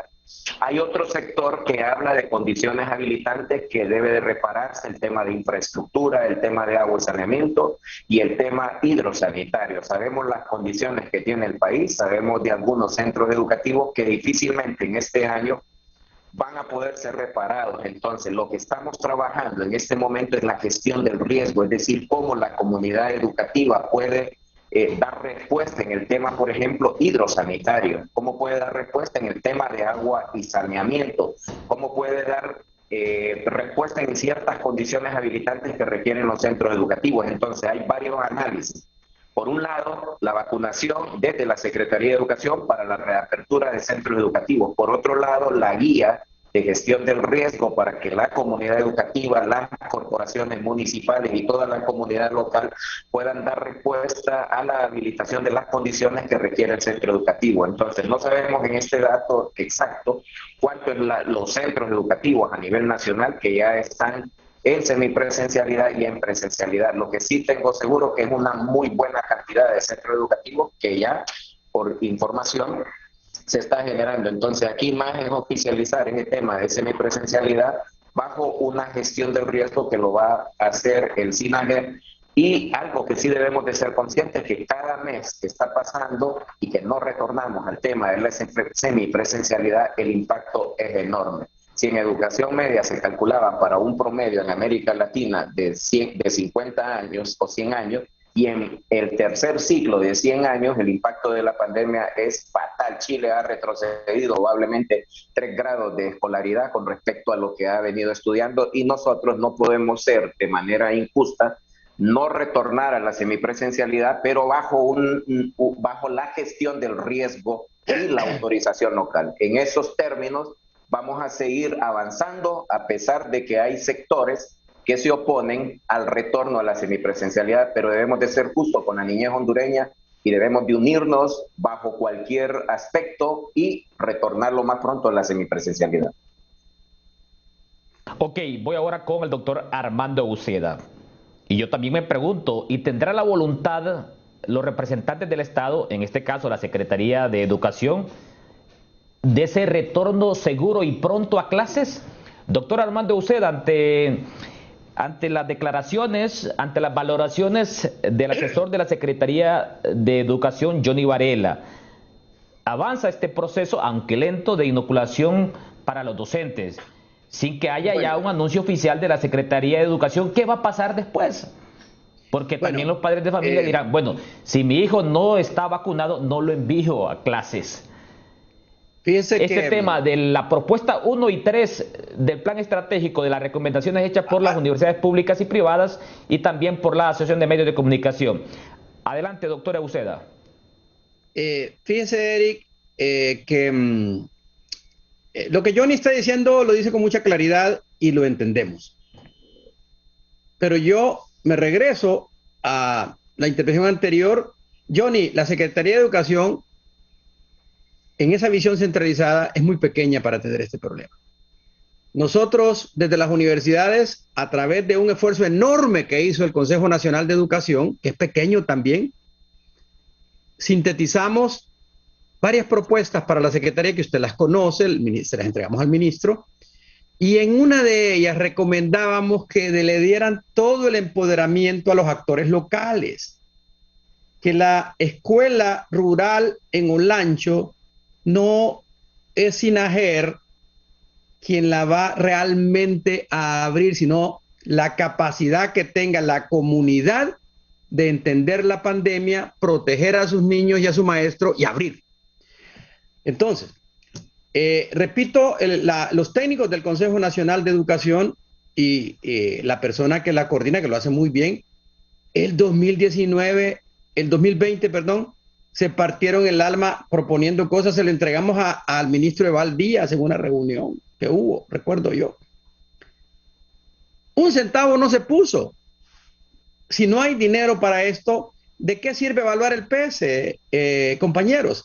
El PS lo tiene bien claro, pero lo que están evaluando es lo que se hace en las universidades, lo que se hace en la escuela, lo que se hacía con o sin el PS.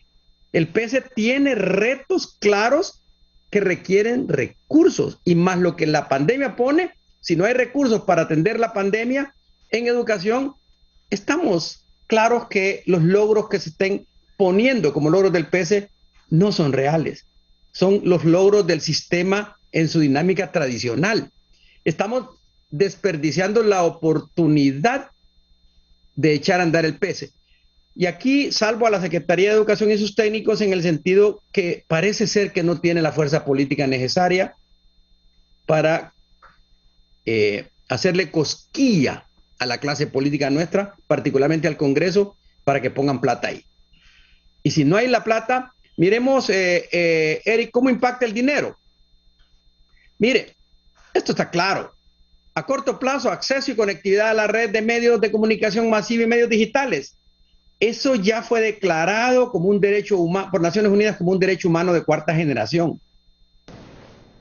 No es que a ver si tenemos dinero y que a ver cómo le hacemos, es que es un derecho humano universal, ¿verdad? Entonces, si no hay plata puesta ahí, a corto plazo, como dice, no podemos realmente que los niños que abandonan el sistema reciban ese beneficio. Segundo, el desarrollo profesional docente, la formación permanente, olvídense, si no hay dinero puesto en la universidad pedagógica para eso, concretamente, si no hay dinero puesto en el INICE, si no se levanta el perfil de lo que antes era el INICE para llegar en el desarrollo profesional permanente, la formación permanente, no hay tal reforma, no hay tal revolución educativa. Johnny lo dijo también, que los maestros, ¿verdad?, reciban beneficios. Miren, nosotros podemos meterlos en aire acondicionado con las mejores computadoras, pero si la cabeza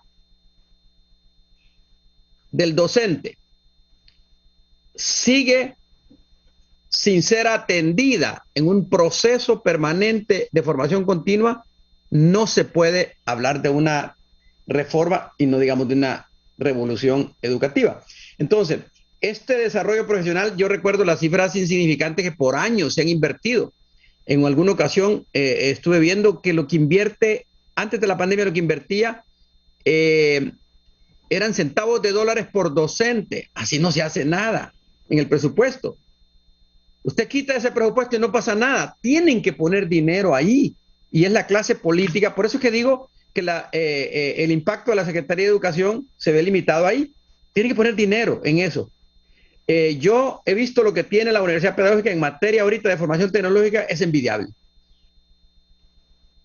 Pero la pedagógica puede capacitar 200, 300, pero 40,000, 50,000 con sus recursos no puede. El gobierno decirle, aquí está el dinero para que nos capacite en nuevas tecnologías, en aula invertida, en otras metodologías que están siendo la punta del iceberg. Entonces, si no hay dinero ahí, hay problema. Y luego nos vamos, si usted se va a la calidad, ahora va a estar arropada por la tecnología. No hay forma de hacer eso. Entonces, las competencias del mundo del trabajo y la construcción de ciudadanía. ¿En qué mundo vivimos nosotros? Nosotros estamos arañando el siglo XIX y el siglo XX. Nuestra industria es de maquilas. Tenemos ingenieros buenos y todo, pero se van del país.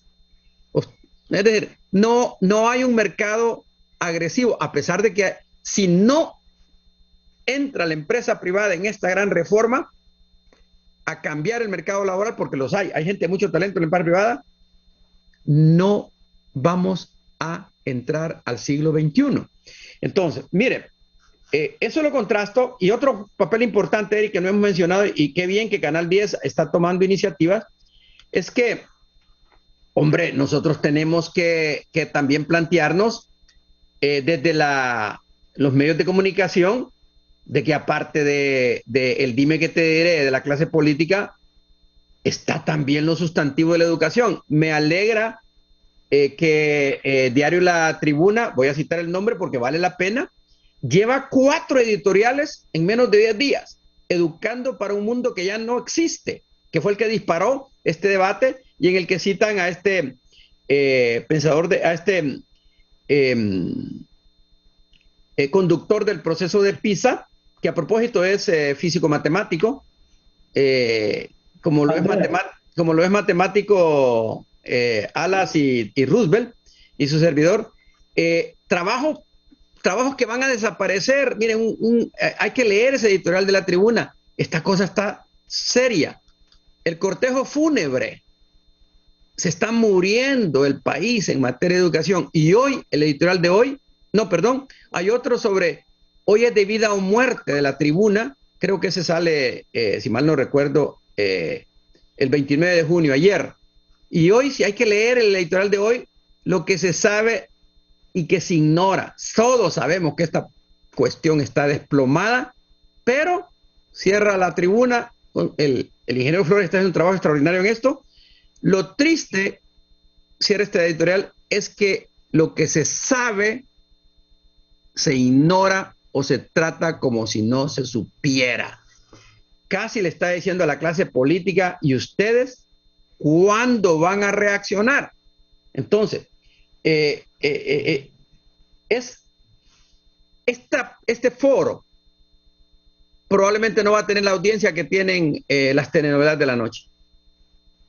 Pero aquí se trata de que nosotros digamos, la Secretaría de Educación puede hacer esto, las universidades pueden hacer esto, el Consejo Nacional de Educación puede hacer esto, pero nada se puede hacer. Y todos hemos estado en la Secretaría de Educación en algún momento.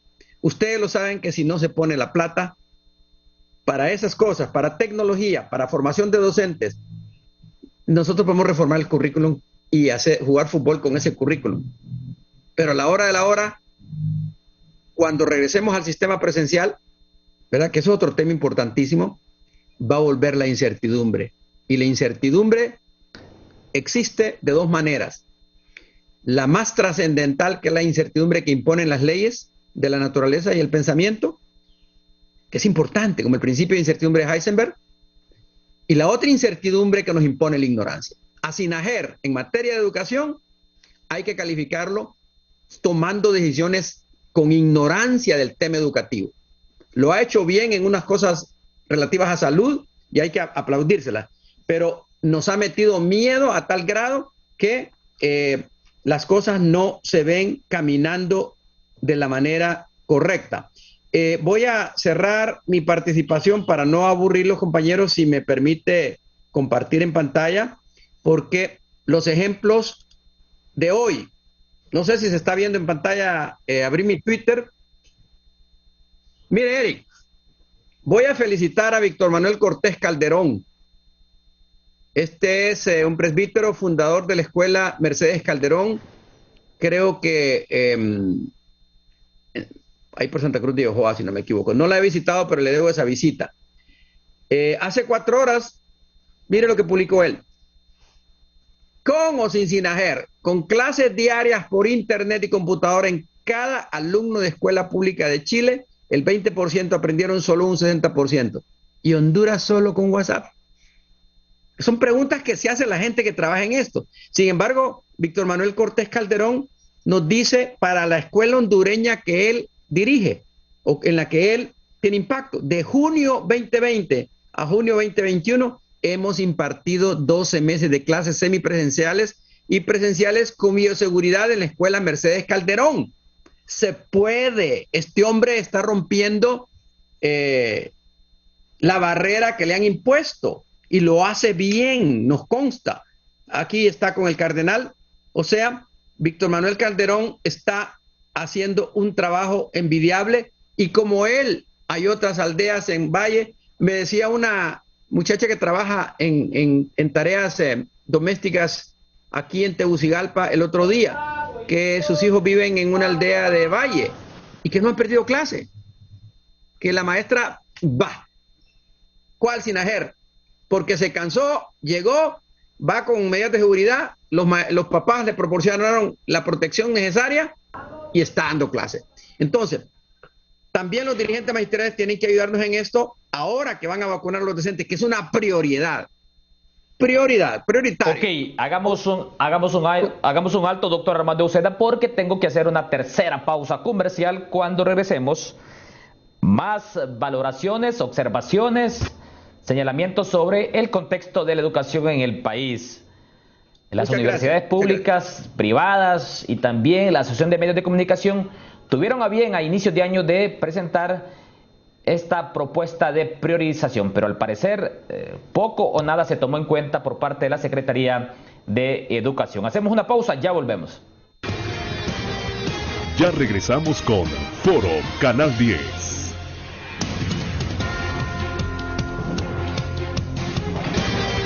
Esto es Foro Canal 10 con Eric Mejía.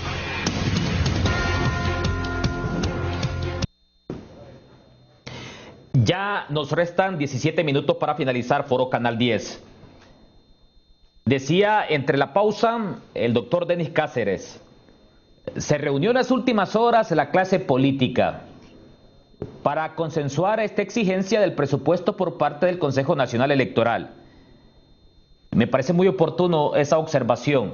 Se van a comprar 20.000 tablets para la famosa acta digital, para la transmisión de resultados electorales preliminares. Un presupuesto que supera los 1.000 millones de lempiras para elecciones. Evidentemente en Honduras los políticos solamente piensan en las elecciones y no en las próximas generaciones. Faltan políticos estadistas en Honduras. Don Denis Cáceres, me gustaría que nos planteara esa crítica que usted hacía entre la pausa con los panelistas. Adelante, doctor Denis Cáceres. Yo no sabía que me estabas escuchando, Eric, pero me parece un excelente tema. Eric, voy a comenzar con algo. Primero, la Secretaría de Educación no se ha quedado de brazos cruzados durante la pandemia. Sí hemos visto planteamientos y sí hemos visto trabajo, pero prácticamente voy a utilizar la frase del doctor Uceda, está sola la Secretaría de Educación. Realmente no hay un sector político apoyando. Esa es la primera que tengo. La segunda, Eric, la infraestructura del sector educativo antes de la pandemia ya estaba destruido en toda América Latina. Lo que dice este estudio latinoamericano es que no existe la forma de primero reparar los centros educativos y que después regresen los estudiantes. Eso es totalmente mentira y es inviable. Primero hay que abrir las escuelas para que se vea la crisis de la infraestructura y empezar a reparar los centros educativos. Pero no es cierto que primero es reparar los centros y luego abrirlos. De ninguna manera. Eso no existe en la historia de los sistemas educativos de Latinoamérica. Entonces, antes estaban deteriorados y con la pandemia fueron abandonados. Entonces ahora están peor. Por lo tanto, las consecuencias no las pueden pagar los estudiantes de que no pueden llegar al centro porque le falta el techo. Eso es lo que dice este estudio latinoamericano. Otra, ya llego al tema que escuchaste, Eric. Fernando Reiner y Andreas Leicher están hablando de una muerte intelectual de los estudiantes. Salud habla de la muerte por el COVID, o sea, un 2.8-3%, pero Andreas Leicher y Fernando Reiner están hablando de una muerte intelectual de los estudiantes. Estudiantes que se fueron del sistema, que su desarrollo de 5 o 7 años no se alcanzó y la edad cronológica no regresa, tienen 8 o 9 años, esos niños están muertos intelectualmente. Le vamos a llamar una muerte simbólica para poderlo expresar al público. O sea que ellos están hablando de que muchos alumnos fue tan grave el daño de desarrollo cognitivo que prácticamente murieron intelectualmente o murieron en su esperanza de seguir avanzando en el estudio. Lamentablemente le llamo yo una muerte simbólica, no tal como lo llaman ellos, la muerte intelectual. Sin embargo, ellos ya planteaban que durante la pandemia la pérdida del aprendizaje estaba en un 30% en promedio. en todos los países en el mundo. Ahora imagínate lo que está pasando en Honduras, que prácticamente muchos estudiantes no se conectaron. Este aprendizaje, esta pérdida podría ser un 40% sin ninguna duda. Y el aprendizaje en español y matemáticas está en 50-60%. Esto es realmente lamentable, Eric, porque los estudiantes podrían estar funcionando en un 20 o un 25% de aprendizaje. Aunque son medidas que no son estandarizadas, no las tenemos ahorita a mano, pero estamos seguros que por ahí tiene que andar. Ahora, Eric, el Consejo Nacional Electoral ha planteado un presupuesto de 1.600 a 2.000 millones de lempiras, donde tiene que comprar 20.000 tablets para la transmisión de los resultados. La Secretaría de Educación, desde que inició el año pasado, planteó que deberían entregarse por lo menos unas 200.000 tablets a los estudiantes. Con el esfuerzo que ha hecho el ministro Arnaldo, ha llegado a unas 5.000 a unas 6.000 tablets, ¿sí? Y con el gran esfuerzo que ha hecho. Ahora imagínate que ellos en menos de 6 meses, estamos seguros que la van a conseguir, y van a conseguir computadoras también. Pero a los niños que desde el año pasado no están conectados, y aquí voy a tirarle la pelota al otro Consejo Nacional de Educación, no pudo plantear que necesitaban unos 3.000 o 4.000 millones para poder conectar a los estudiantes en el sistema educativo. Y si lo planteó, no lo escucharon, porque prácticamente lo que hemos estado diciendo en educación no se ha escuchado. Entonces vemos una prioridad al sector político, electoral, de gran envergadura, y una ignorancia total de la problemática del sector educativo, y no hay forma de resolverlo desde el tema de presupuesto, porque no hay apoyo desde ese sistema político que toma decisiones, y que todas las decisiones llevan dinero. Ahora, algo muy importante, voy por puntos, Eric, que apunté. Lo que plantea el doctor Euseda es lo que está planteando ACJ. Enfocar los esfuerzos de reapertura del sistema con gestión local, con gestión de la comunidad. Hacerlo desde aquí no es práctico, no es viable, no se puede. SINAGER no puede autorizar 20.000 centros educativos, la apertura de 20.000 centros educativos. Es totalmente inviable. Se tiene que hacer desde la gestión local, desde el Consejo de Desarrollo Educativo, las alcaldías y las organizaciones interesadas en la educación local, y que empiecen a abrir por municipio. El enfoque tiene que ser por municipio, de otra manera la reapertura no va a funcionar desde acá. El otro, y me paras cuando puedas, porque tengo 10 puntos y voy por el 6. Ahora, nosotros desde ACJ estamos viendo que la transición desde la profundidad pedagógica está en pasar del modelo de resiliencia educativa, de recuperar los que se han perdido, de psicológicamente volverlos a orientar, y luego instalar el modelo de escuela eficaz, pero organizando la comunidad educativa y poniéndole dinero para que se organice. Es algo que la Secretaría nunca ha tenido claro. ¿Cuál es el modelo de calidad educativa? No lo ha tenido claro. Constructivismo es dentro del aula, pero resiliencia educativa y modelo de escuela eficaz es organizando la comunidad primero, para crear un círculo de apoyo que beneficie al estudiante. Voy a terminar con y voy a guardarme para la última ronda, si es que tengo oportunidad, y si no, pues ni modo, me iré con 2 participaciones. El presupuesto me parece que se ha planteado, Eric, que está ahorita manteniendo el sector educativo, es de un 4.8%. El estándar es un 8 o arriba del 8. Prácticamente tienes un hoyo de unos 25.000 millones de lempiras para empezar a empujar el sistema educativo. Para tener ese 8% se necesita un pacto con los políticos, porque los políticos son los que ponen las autoridades y son los que deciden cuánto dinero se le da a educación.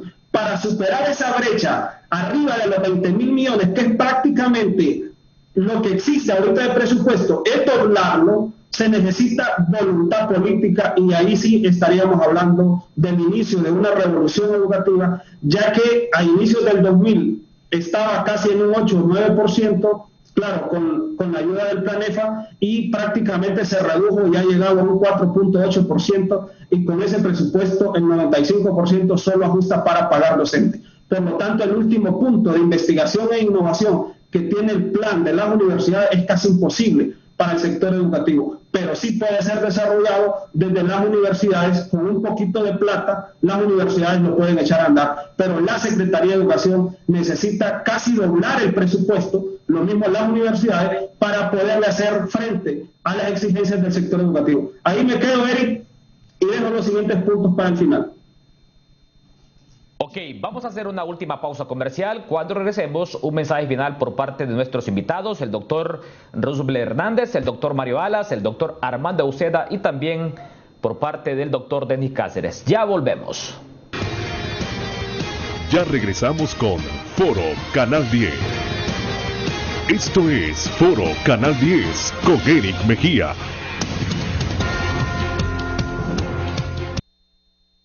Hemos llegado a la recta final de Foro Canal 10 y le voy a conceder un minuto a cada uno de mis panelistas. Y les voy a pedir que no se pasen del minuto porque ya estamos contra el tiempo. Doctor Mario Alas, un minuto para un mensaje final sobre la temática abordada este día en Foro Canal 10.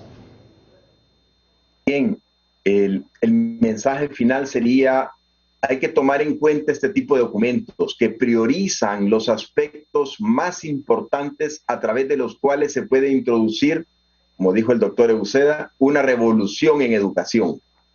La crisis de la pandemia nos da la oportunidad de repensar el sistema educativo y de actualizarlo al siglo XXI para que, en palabras de este señor coordinador de PISA, dejemos de educar para un mundo que ya no existe y empecemos a preparar a nuestros estudiantes para el siglo XXI. Tenemos una gran oportunidad de hacer una revolución educativa.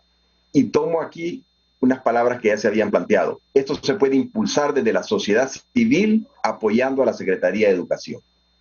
Me quedo ahí. Ok, muchas gracias, doctor Mario Alas. Un minuto para un mensaje final, doctor Roosevelt Hernández.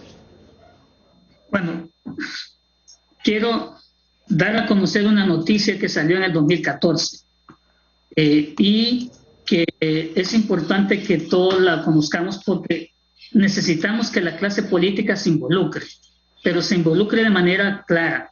Este salió en el abril 2014. Arranca en Honduras la tercera reforma educativa. Tenemos aquí una fotografía de una comisión, pero me voy al párrafo final. El presidente Hernández aseguró que a mediano plazo seremos un ejemplo para el mundo con el desarrollo de las 3 reformas educativas. Esta meta consiste en que las 15.000 escuelas públicas se cuente con internet, computadoras portátiles y tablet, así como clases públicas para que los estudiantes tengan las mismas oportunidades de aprender como los alumnos de los centros escolares privados. Cierro esto para decir que no debemos creer ya en los políticos que han venido prometiendo. Viene un año electoral. Pensemos bien por quién vamos a votar. No pensemos por los que pensemos y votemos por los que están demostrando que les interesa la educación, que lo están demostrando ahora.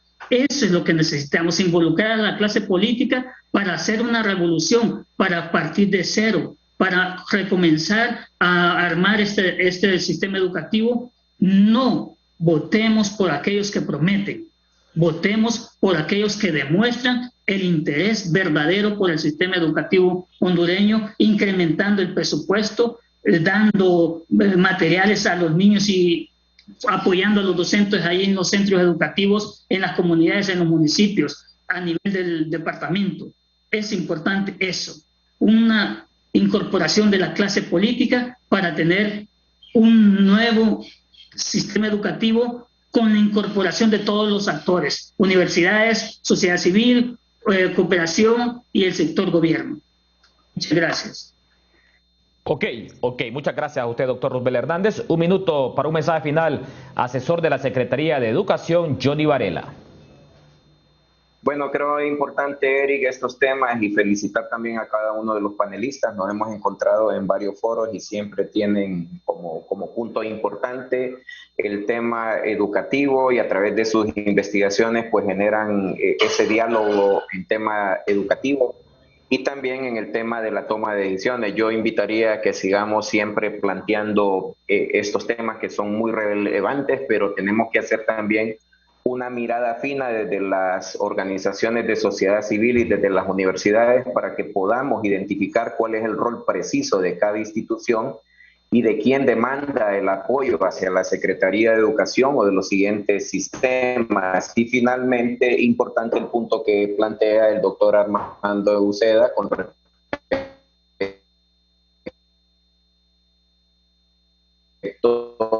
Bueno, lamentablemente perdemos la señal con don Johnny Varela. Presupuesto y los estudios un minuto para un mensaje final, doctora mejor profundo de los presupuestos desde una visión holística.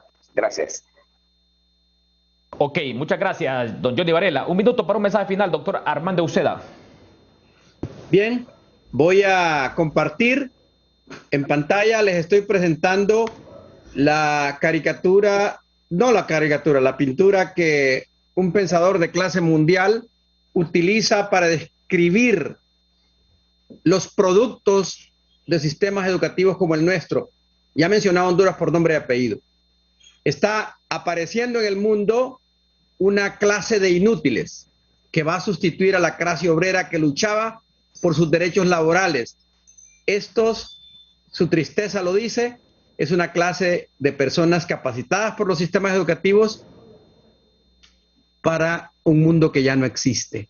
No sirven en el mercado laboral emergente. También van a vivir en un mundo donde el derecho humano a los datos personales no existe, es una economía de la vigilancia.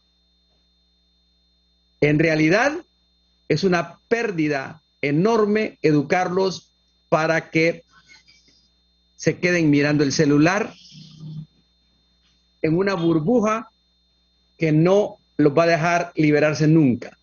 Mientras eso ocurre, el conocimiento humano que en 1900 se duplicaba cada siglo, en el 45 se duplicaba cada 25 años, en el 82 se duplicaba cada 12 o 13 meses, y en el 2020, año fuerte de la pandemia, IBM comprobó que se duplicó cada 11 o 12 horas el conocimiento.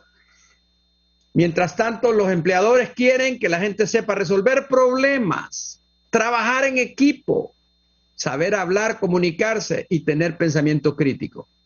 La capacidad numérica y el emprendedurismo vienen muy abajo. Tenemos que aprender a resolver problemas, trabajar equipo y comunicarse.